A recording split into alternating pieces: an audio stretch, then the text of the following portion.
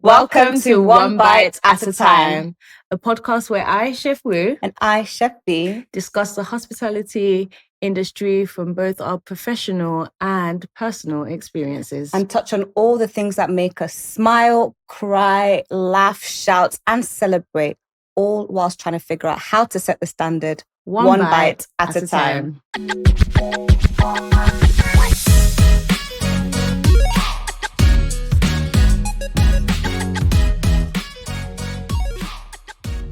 So today we are discussing all the innovative technologies, trends, and concepts that cultivate our culinary industry. As a people, I feel like inherently we just are not comfortable with change. We don't like it.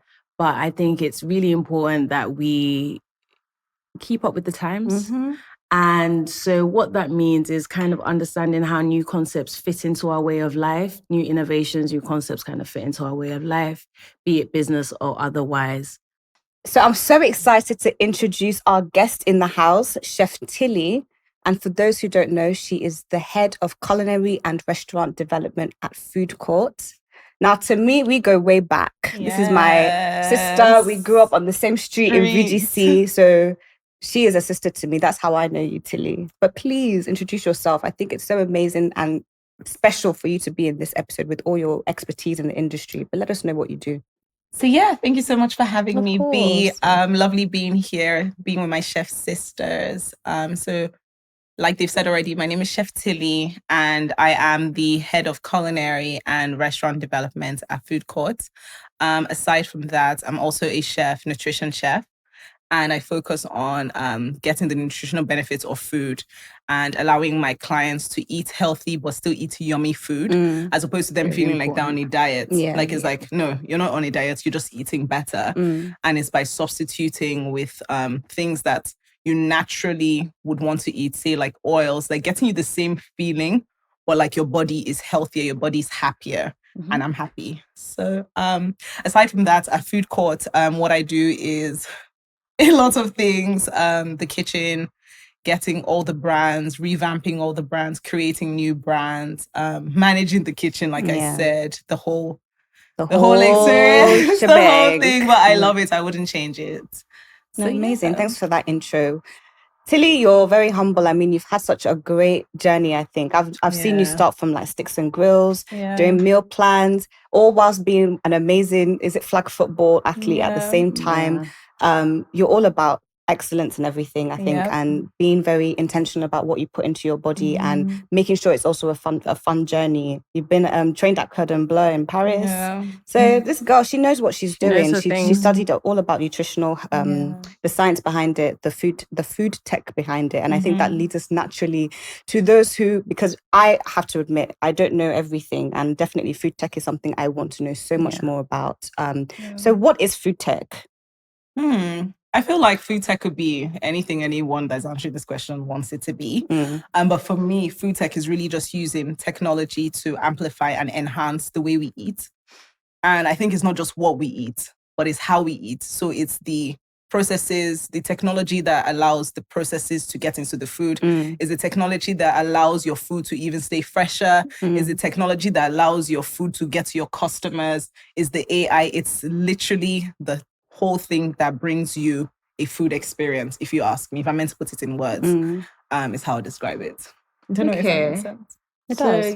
That makes complete sense, because I feel like one of the main things we kind of wanted to discuss was kind of how food tech or how technology kind of collaborates or works hand in hand with the culinary landscape.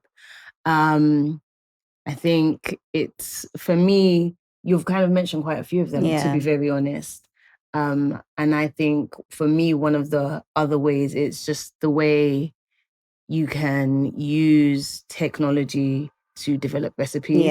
I think it's one thing to have knowledge of certain things, but being open to developing recipes using technology is definitely something that I wouldn't shy away from. I think it's quite a smart thing to be able to do, because it broadens your horizon. No, to certain definitely. Things. I love that. I think what I've been exposed to with food technology is more so from like my culinary training in schools, and seeing how it's so important to get technologies and education into every single home past the restaurant, I think what we could see before was, restaurants had amazing equipment. They had all sorts of, like, let's look at a sous vide, for example, all these kind of technologies that work in creating standardization of quality control and consistency. 100%. And it's been amazing in the restaurant aspect. But what fascinates me even more is having it become also commercial and showcasing that these are not just things that a head chef or Michelin level chef can use. You can also use it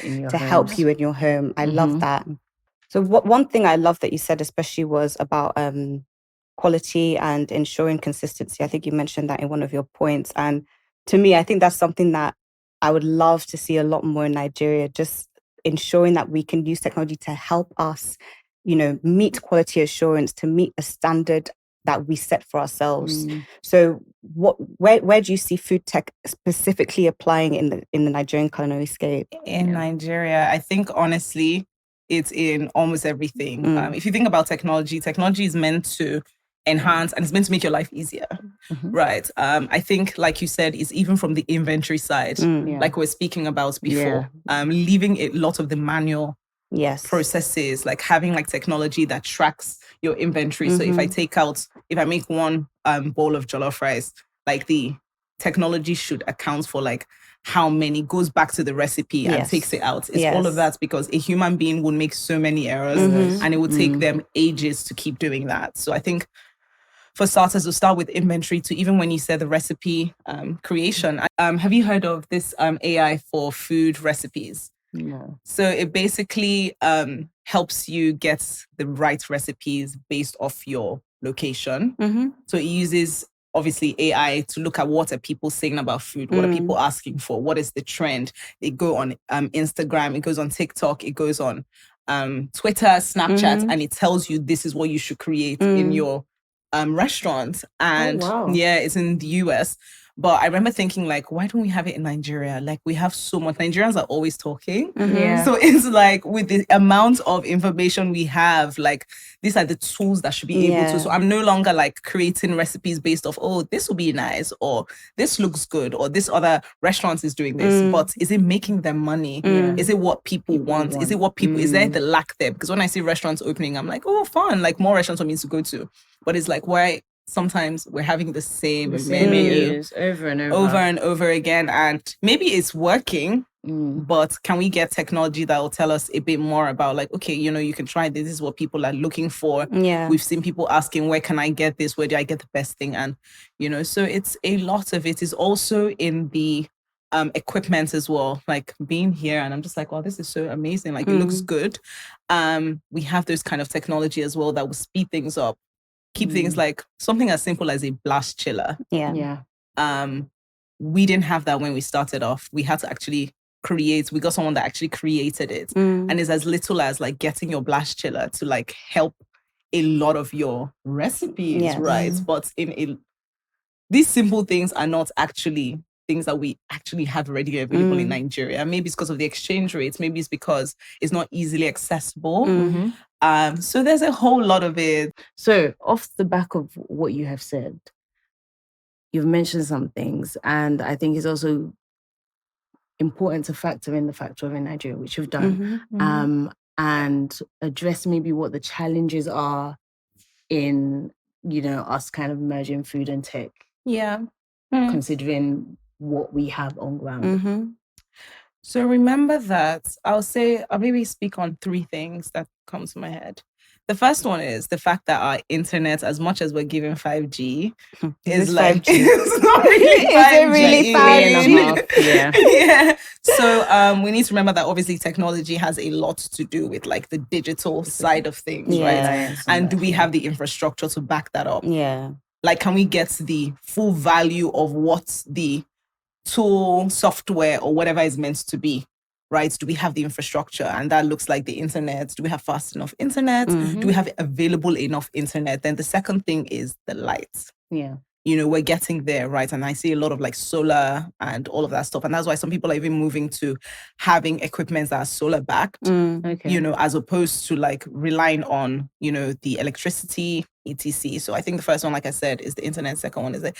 And I think the third one is actually just the knowledge of it. I think there's a skill gap and a knowledge gap, should I say, where people just don't even know that these things exist and these things can be used and these things genuinely can enhance your life, right?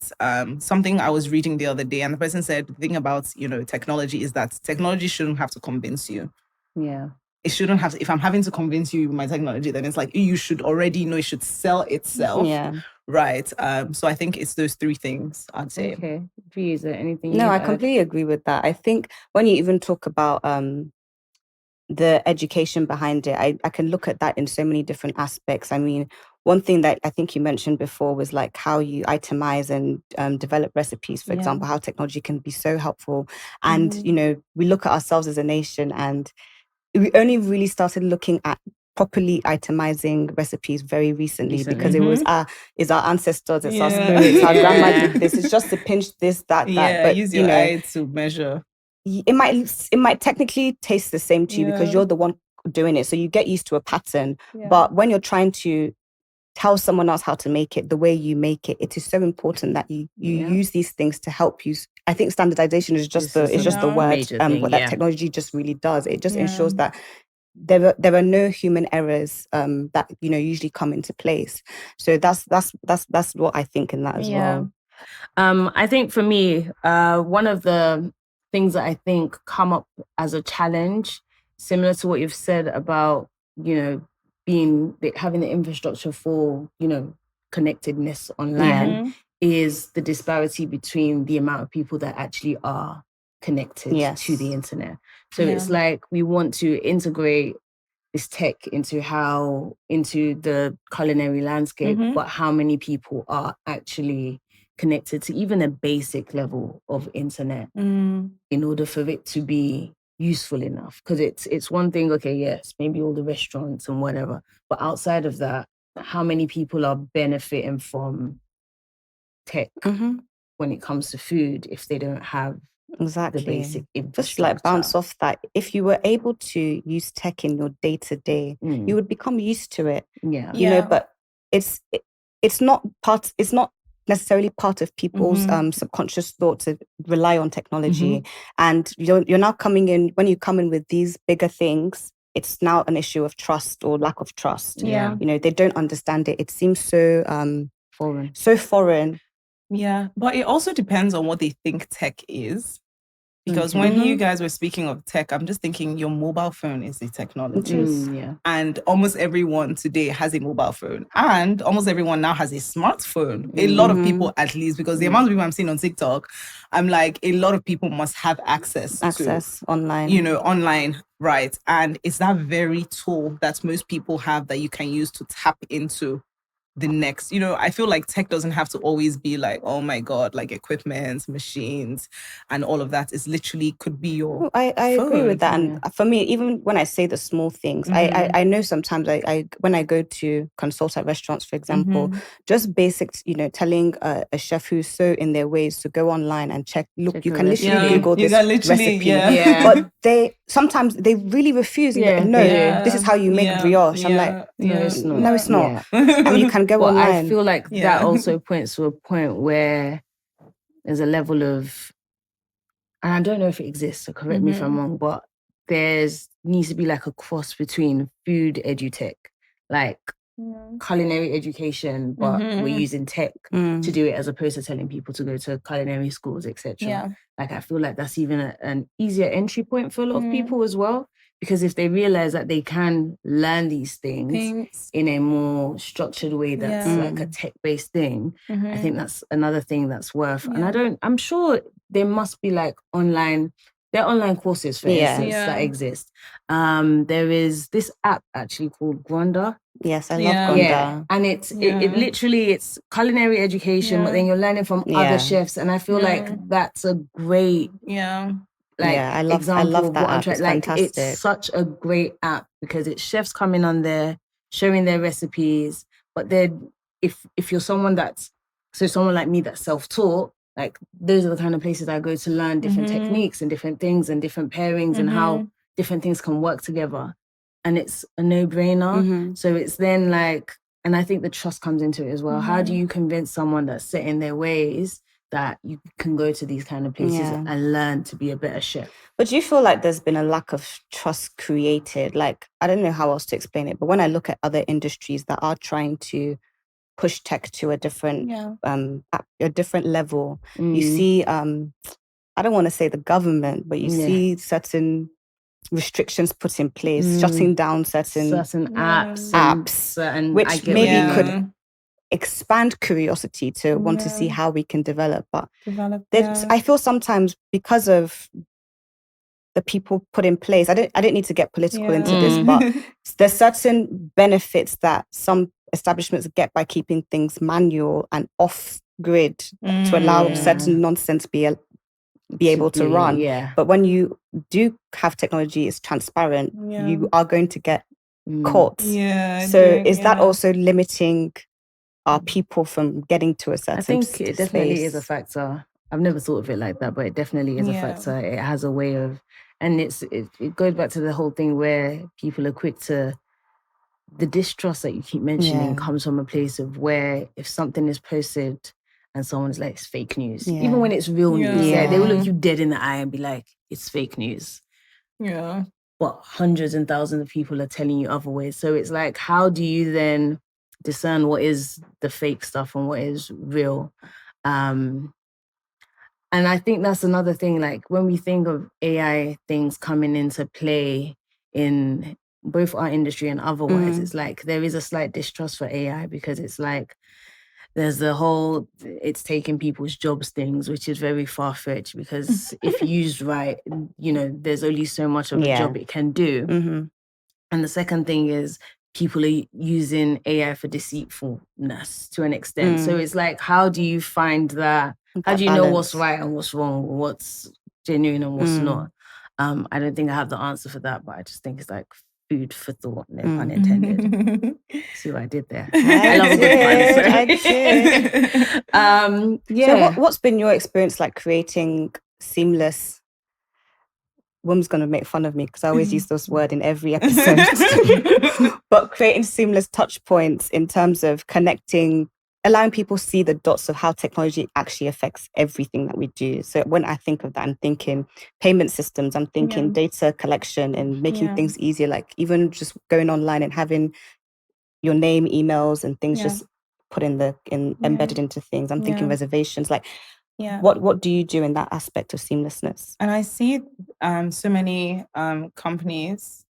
I think Toast. Have you guys heard of Toast? No. You're teaching us to do. Yeah. You say, have you heard of it? And it's something we've never heard of. Yeah, but that's me. I'm literally always online. And that's the thing about the beauty in fake and real news, to be honest. I'm like, news is news, right? And then I'll filter it out later on. But I think there are a lot of companies in the US that are trying to do this. I'll speak on food courts, right? Shout out to food courts. What we're trying to do is actually create a seamless food experience from how you pay on the app. You can get your wallet on the app. How you order from the app. How it's being delivered, we have the logistics. So I think it's also plugging into like every single touch point. Which God. She's roped you in. She has actually. And like thinking about from like even the marketing as well. Like how can we have a system or a software that helps us to market like our different brands to the exact people that want it. Say you like salads and you like Chinese. It's the same brand, but how can I make my marketing like sell you the salads and sell you the chow Asian, rather than selling you the brand itself? Is bringing you exactly what you need, filtering it out to you.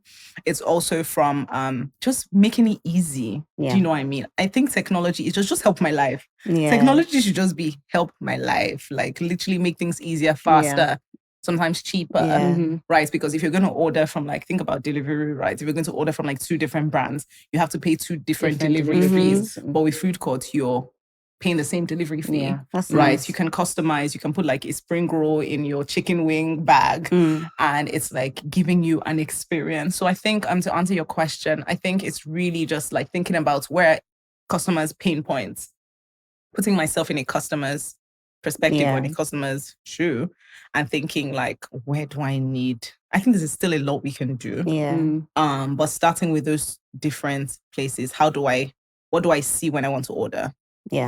how do I order it? How does it get to me? Yeah. When it gets to me, what then happens? Yeah. How do I pay for it? How can I reorder? Mm-hmm. How can I get to know what else is going on? Yes. It's like these different things, like how can I, it's staying connected really to your user and to your customer. Okay.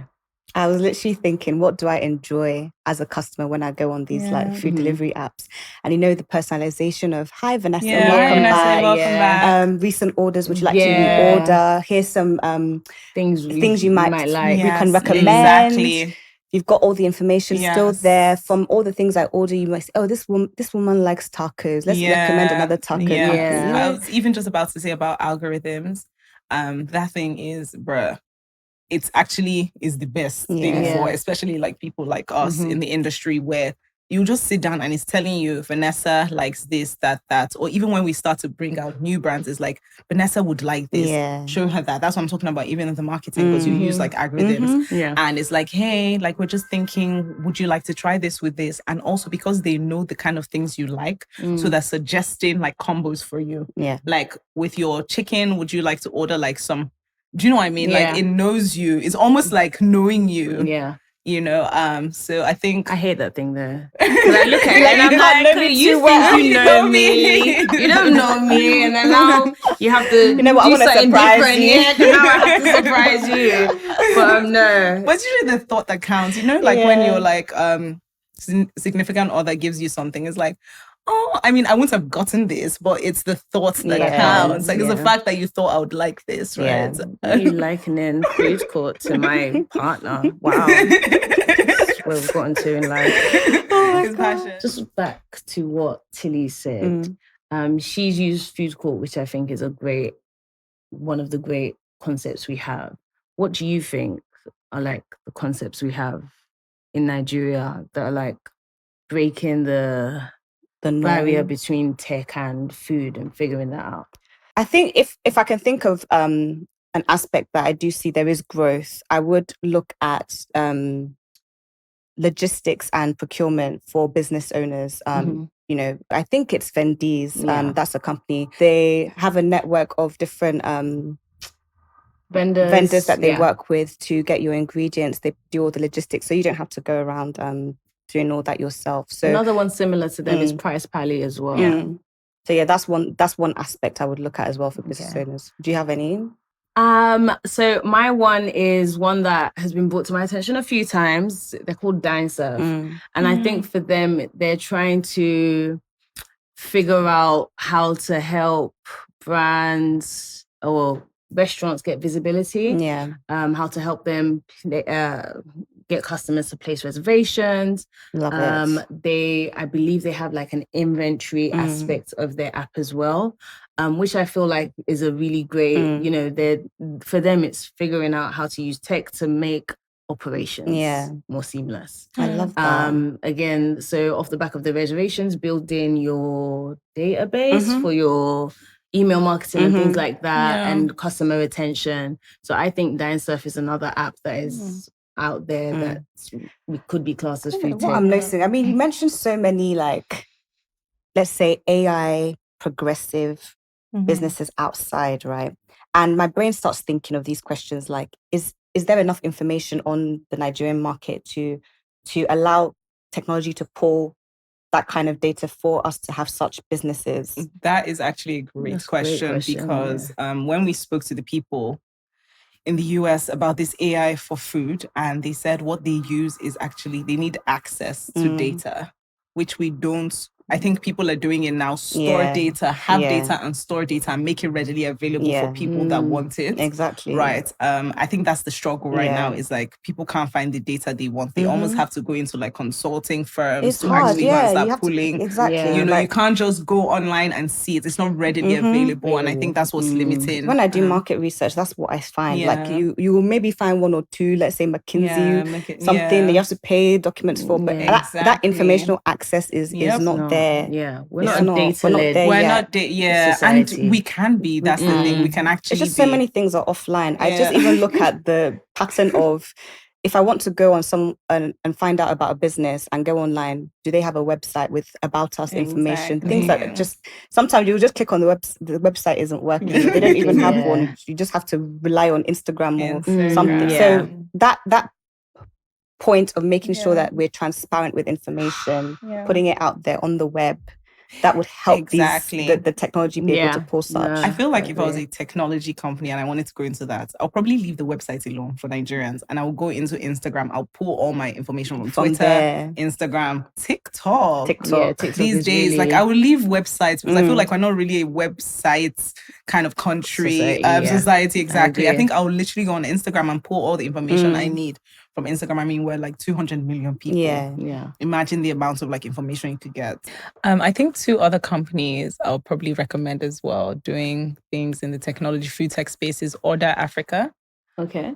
They do the inventory management I was speaking about earlier. Yes, they literally that's a big thing and they connect it to your recipes as well, so they could help you price your menus. So it's kind of like, it's literally, it's like... Wow. Do you know how long it took me to build a spreadsheet that does menu costing? Literally. That's really good. That is really good. It's like this other company called Kitchen Cut. But that's in the UK. You probably know about Kitchen Cuts. So they help you. So it's kind of like a similar model. Oh, no, I do know them. It's literally the way to do things. And I think the second company I will probably recommend is Sava, SAVA.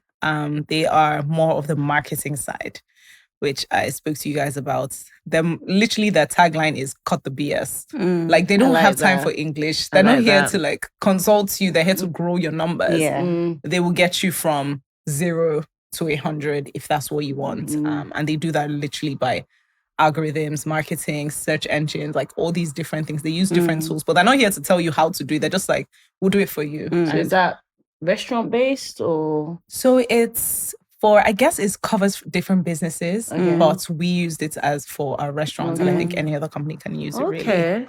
That's really good. I think when people actually understand these things are there to help. They're there to help you. They're there to make your life easier. You're not going to spend hours doing something by this, that mindset. Like they are. Nobody has time for that anymore. Who has time? The way the 24 hours have become tight. They've become tight. Scarce, bro. No, those are really good. Those sound good. I'm actually going to check out. I think there's a lot more that could happen. I'm excited to see things happen. So what do you think is on the horizon for us here in Nigeria? What do we need more of? Like, what are you excited by? What do we feel like people in the tech space should be building? I think probably I'm looking forward to so many things, first of all. But the first will probably be around the data.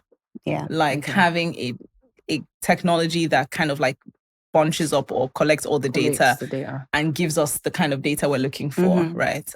In Nigeria, focus on Nigeria and Nigeria cuisines and culture, lifestyles, etc. The second will probably be agrotech.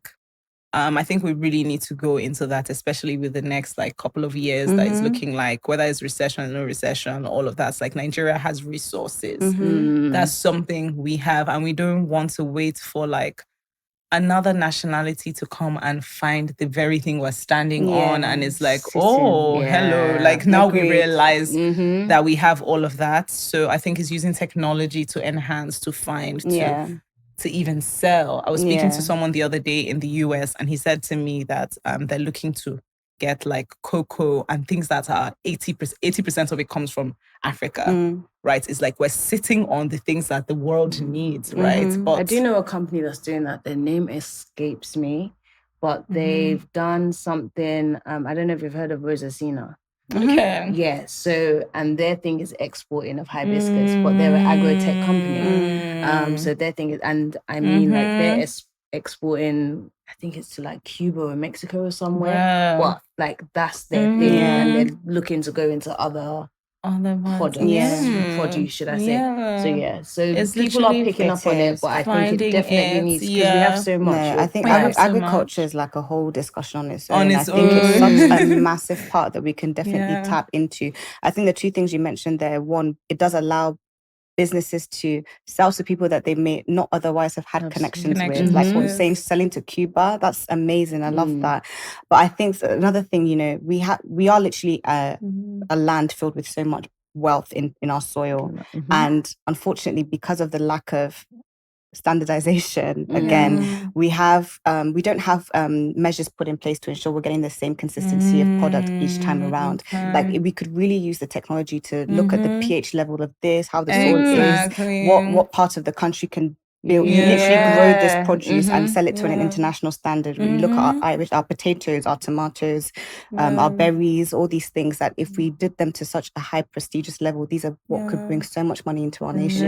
Literally, and make us literally attractive to different. But I think more than anything, the last thing will probably be we need to find funding and a way of getting funding, right? Especially in the hospitality industry. I think access to funding is probably what limits even like the agricultural part, because the same person that was asking for cocoa was saying that, but do we have the capacity to actually transport it, to package it, to have the, like you said, the consistency? But it still goes down to like, do we have the infrastructure? How do we get the infrastructure? We need cash. Funding. Is it something that the public sector are looking at really putting in their focus on? I'm thinking so much of we should subsidies, get them on to ask some questions. Yeah, we should. Because I would love to see them subsidizing this area and saying, what, we're going to take over your costs initially. Get let's say we have this area in the north or whatever that you decide is going to become this amazing place to farm, and you're taking care of the cost that farmers cannot necessarily take care of themselves, and becomes a large scale production. So we need this country to support. We do, and I do exactly, like private sector as well. I mean, it's important to have both. I would love to see us not having too much international companies coming in and take, and that because that money goes outside. It's going outside. Not for us. It has to trickle down the right way.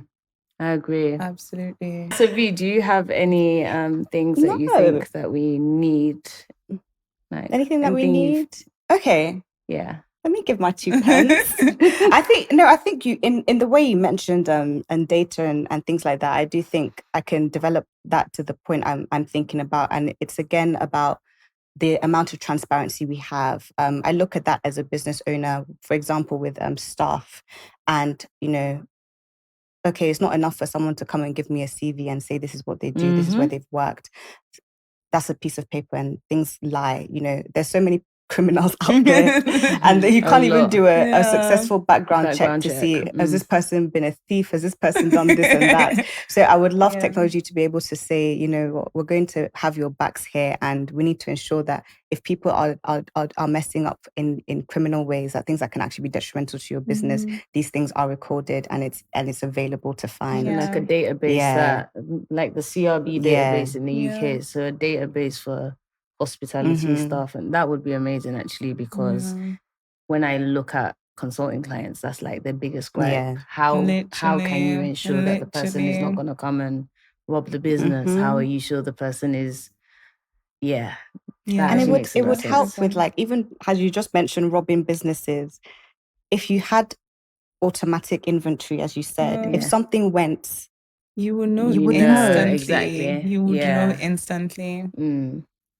You know instantly. It's funny because you guys have said so much, and in my head, it's blank. I don't think I have a particular one, but I think for me, it's just more of a thing of us. I think my one would be what I mentioned earlier about the edutech around food. Yes. So the education around the culinary and hospitality education, both for like business owners at all levels, whether you're a business owner or you're an aspiring chef or you're someone that wants to manage restaurants, like a platform that you can do those kind of courses and things like that. Like that would be something I'd like to see someone do, because I don't have the capacity. But I think that would be a great thing. Before we close, I just have one last thought question. Do you feel like technology should be applied differently here based on how our behaviors and cultures are? Yes, I definitely think it should be applied differently for sure. I think how it works even when I went to France, I studied in France, right? And I learned all of these things. I still had to come to Nigeria and apply so many things differently because it works there doesn't mean it would work here. So it's tweaking these things to ensure that we're getting the best and it's actually making the lives of Nigerians easier. Because there's no point if it's making some Americans happier or making their lives easier, but you come to Nigeria, bro, we're still suffering. Like, it's still long. I'm still having to spend the same amount of time doing X. Right. So I definitely think it needs to be applied differently. We need to look at what do we even need? What is our struggle? What's our main struggle? Do you know what I mean? Like, we all struggle differently, right? It's getting all of that first and then using, like I said, the right technology to simplify, to make things easier, faster, sharper, more intelligent, smarter. Yeah. I think that's another thing. You know, there's a lot of like smart technology now, right? Is Nigeria ready for smart technology is actually the question. Are we actually ready? But I think it's from these kind of podcasts that we're speaking to people about the readiness and things that are. It's little knowledge here and little knowledge there. Exactly. It's all it's one bite at a time, you get me? I love how we're managing to throw that in every time. Like, it's perfect. And it's so natural. Yeah. Okay. This was a great conversation. It really was. good. Yeah. I think it was very, very educational. I think this is probably one episode that me and V have not spoken as much because we've done a lot of listening and learning. Yeah. And the biggest thing for us is that this podcast is not just about listening to us talk, it's about us learning and us sharing that knowledge.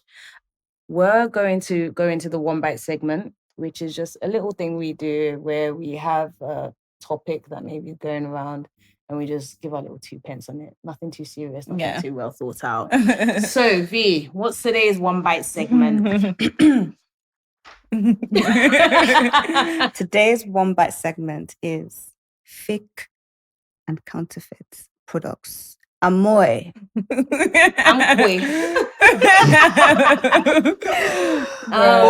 It is an epidemic. It's an epidemic. It is actually an epidemic. You know, we see it in soy sauce condiments. We see it in alcohol. We see it in medicine. It's everywhere right now. I think it's become even more of an issue. I remember I used to laugh at my mom. Like, she used to import everything from the UK, and I was like, why would you do that? They're selling it in the supermarket. It's like you don't know what they're selling. But now I think it's even worse. Yesterday I drank Fanta that I'm sure wasn't Fanta. That's scary. I'm sure as hell it wasn't Fanta. I'm like, this thing is not Fanta, but it looked like Fanta. Yeah. It looked like it could be Fanta, but it was definitely not Fanta. I'm like, they're getting smarter with these things. People that are making fake are getting so much smarter. They know what sells and they know how it sells. So they make, as a One Bite, what should we say? Like, give us one thing you think could help battle? Figure it out. Figure it out. Yeah. Battle was actually a great word because that's what it needs. It needs a good battling.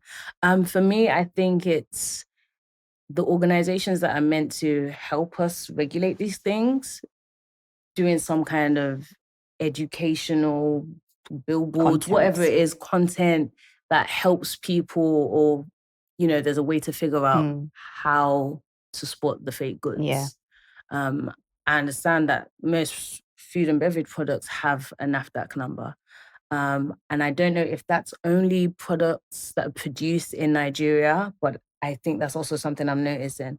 So it's very much a thing where it's like, so how do we work with NAFDAC to educate people on how to spot a fake X, Y, and Z? And what really are NAFDAC also letting us know what they're doing to deal with this epidemic? Because that's your job. Yeah, you should tell us. Be transparent. It doesn't make any sense. And it's scary because what then is happening, like you've said, is people are importing things. If I want to buy soy sauce, anybody that tells me they're coming from London, I'm going to buy me a bottle of Kiko, man. Or buy me, do you know? And it's wrong. It's wrong. We shouldn't be doing that. We shouldn't be doing that. And people don't get that. So when that Amkwe one came up, there was a lot of people saying, oh no, I don't know why people are making noise. That soy sauce is really easy to make, la la la la la. Oh, that was not the gripe. The gripe was the fact that they're putting it in packaging that people are purchasing based on the fact that they believe in that product. Like they are comfortable with that product. That's a products they're familiar with. So by default, you're going to pick that up. If you give me a Mr. Femi soy sauce, as long as I know it's good quality soy sauce, I'm going to buy it. It's not a problem if it's Nigerian made. The problem is if you're putting it in a bottle that says Amqui, how do I know the way you're making it? How do I know that it's being made in health conscious environment? Because if you can lie about the name, you can lie about anything. How do I know that the products that you're saying are in it is what's in it? And that's my gripe, my one bite with that. NAFDAC, do your job. I think to add off that, and just because we're in a technology segment of this episode, technology episode, going off the back of what you said, I think maybe if there was a way that we as customers as well could maybe scan for authenticity, whether they have a barcode on all things coming into Nigerian markets, because it is an epidemic we do have to fight, and it takes us to a verification. I was literally just going to say that's actually what they have now. There's something, but it's not as big as it should be. It's not as big. As I was looking at that, I was just thinking, like, you can actually scan, and then what happens is the picture is meant to come up, and if the picture does not match what you're seeing, it's so there's then you see, the problem with that is the people that are making fake, like you said, they keep getting smarter. So what they're going to do is they're going to scan that. They're now going to know exactly what the labels and whatever they create needs to look like. We need something that's a bit more robust. That's a bit more... It's tight. Like, it's out, exactly. I mean? Like, I think about, for example, remember when we did the vaccination for COVID, you were able to scan it and get to the portal that would show you. And of course, people were able to scam and fake things, but they did show you how this is not real, this is real. So I think even if you have something those things, like that, just also have the infographics to say this is how you know this website is not our website, or make sure you look at the link and just educate people on ways to see if it's a scam or not. But I do think if everyone is educated on scan this, it will take you to this is how it's going to look, this is the link of ours, you know, because you can never scam from a link. Yeah, and we should just even look at how like other countries are doing it. I think that's something we should actually see. The problem is other countries don't have the epidemic of fake goods. Some countries that do. Okay, I'm glad, because the only thing I can think of, but genuinely speaking, the only thing I can think of is like luxury goods. So like your designer bags where they have the and. Not to say like even those ones you can buy a very good one. You can buy high grade super fake. What do they call it? Super fakes, high grade imitations. So it's not to say these things don't exist in them. But I think for me, like I don't give a flying hoot about a fake bag. But something you're going to ingest, that's a whole different ballgame. Different. Yeah. But please, what are the other countries that have fake food epidemics? Because it'd be good to know that we're to know not what alone. they're doing. Yeah, I'm is sure. Is it from customs? Sure. Is it like where what are they tackling? You said. Oh, you're asking me. Yes. No, I'm sure. Like I'll do some research. I'll check.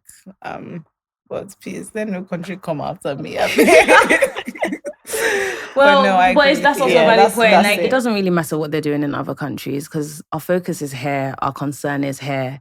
And I think we need to focus on ensuring that we are safe before we can even start worrying about what they're doing elsewhere in the world. I fully agree with that. And I think we all have a part to play in that. I mean, I'll say establishments first. If you do see that there is a fake that has gotten to your premises, I know everything's about money. You want to sell, stop selling it. You also have your part to play to say, I refuse to put my customers into a dangerous environment. And customers as well, you can call these things out. You know, we complain and complain, but are we going to ensure that repercussions or, you know, consequences are there? You know, people deal with the mistakes they have made. And it's not about going online necessarily at first, but informing the establishment that this is what you've experienced and seeing if they're going to combat or, you know, deal with that issue. And if they don't, yes, then escalate. We need it escalated. We need fees. We need fines. We need people to actually fear in place. Yeah, you know, putting lives at risk, because that's really what it is. That's really what it is.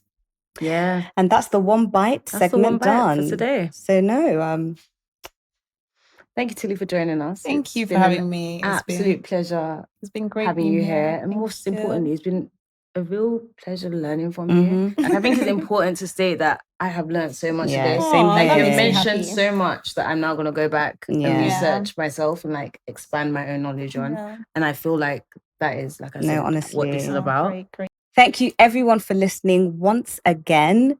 I just want to remind you that all our episodes are available on all podcast streaming platforms and YouTube. Please remember to like, follow, subscribe, all that good stuff.